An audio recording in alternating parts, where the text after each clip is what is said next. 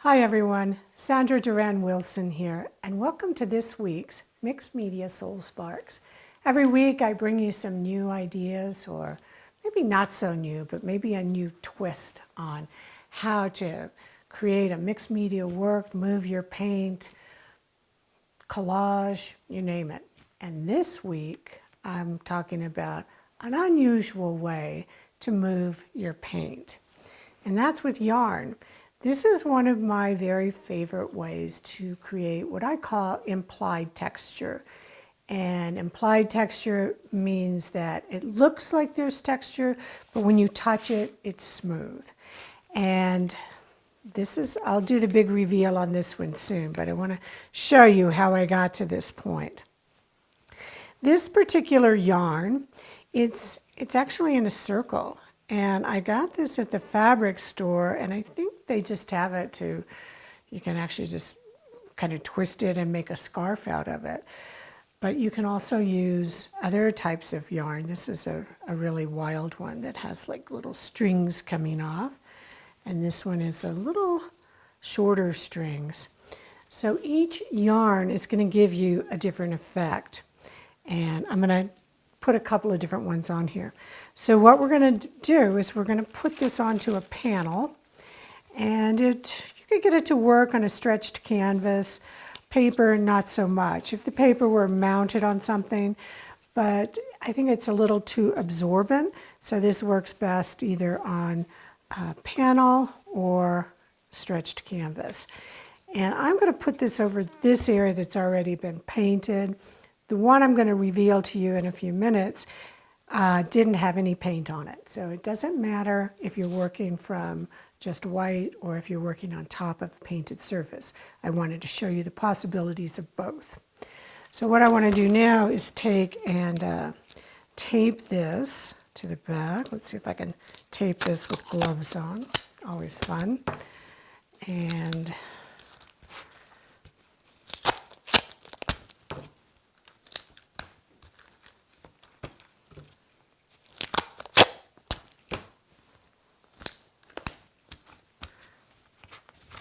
flip it around, and I need to now tighten it.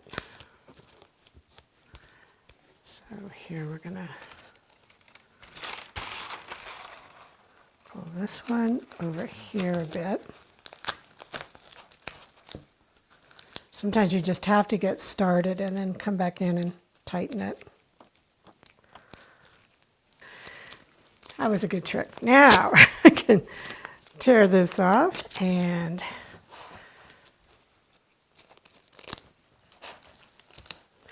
cut this, and now I can start to really pull it.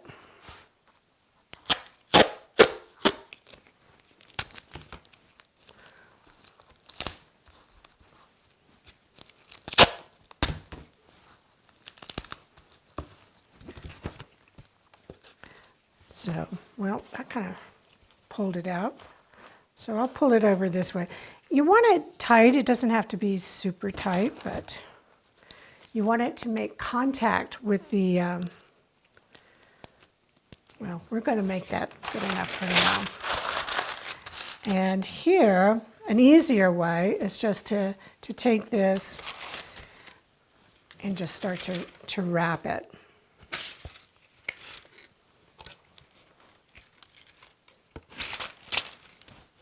I started with the hard one first. So as much or as little as you want.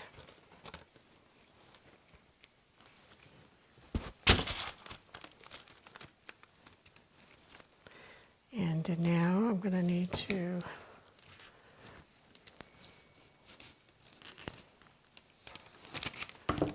tape this down. Close enough. All right. Now you want to use a very diluted paint on this. And because I'm going to be going over a dark paint, I want to use white over here. And up here, I'm going to use yellow.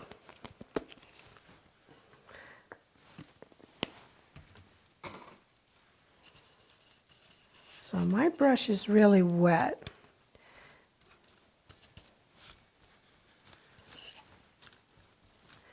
And that yarn is gonna really soak up a lot of the paint. So I'm gonna have to put more in here.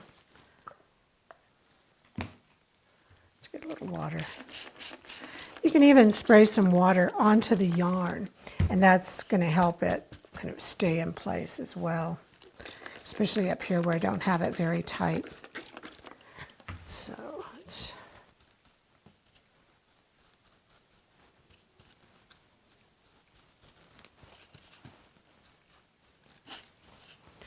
and you can put it as many places as you want. You don't have to put it all over if you don't want. And you're really not knowing what you're going to get until you pull this off. So have a very adventurous attitude, and you might be surprised at what happens.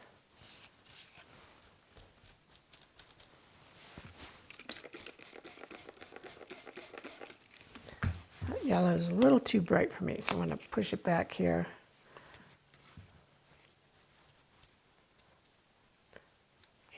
There we go. That little bit of yellow goes a long way.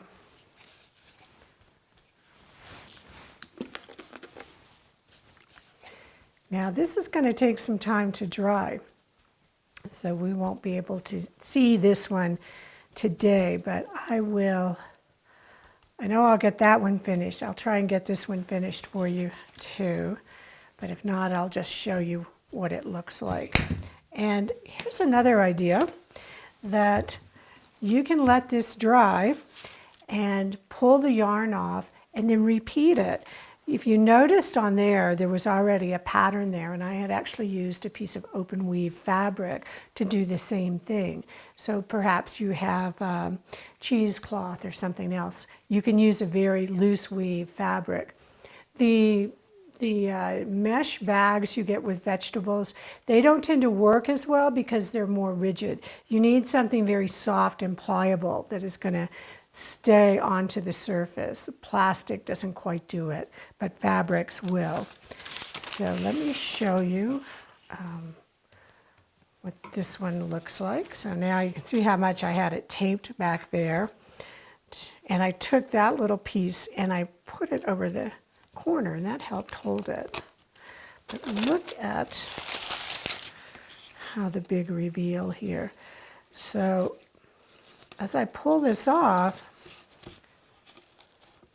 and I'll tell you what colors of paint I used.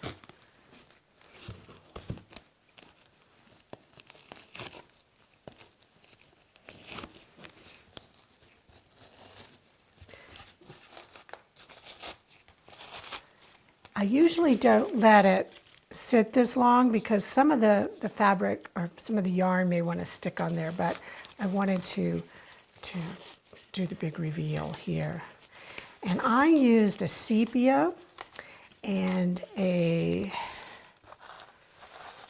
Payne's Gray. But this particular Payne's Gray was very blue, as you can see here. There we go. And this is the pattern you get. So it's very interesting. It was a lot more water, and I started to pull it off before it was dry, so you can get that effect. So like when you use a plastic wrap, and I always say, if you want a soft edge, pull it off right away. If you want a crisp edge, then leave it on till it dries. So this, you can see that example right here. And what I would do is I'll use this as implied texture. Maybe I'll just have a little bit of it peeking through. Maybe I'll let a lot of it show. It's just another background to kind of jumpstart your mixed media painting. And so here's another idea. Go take this and make a photocopy of it, and you'll have that piece for collage as well. So experiment with yarns, different colors. Maybe come back in and try a different paint over it. You'll cover up some areas. Experiment, and make sure you post your results on the community page, email any questions you might have, and thanks for watching this week's Mixed Media Soul Sparks. I'll see you next week.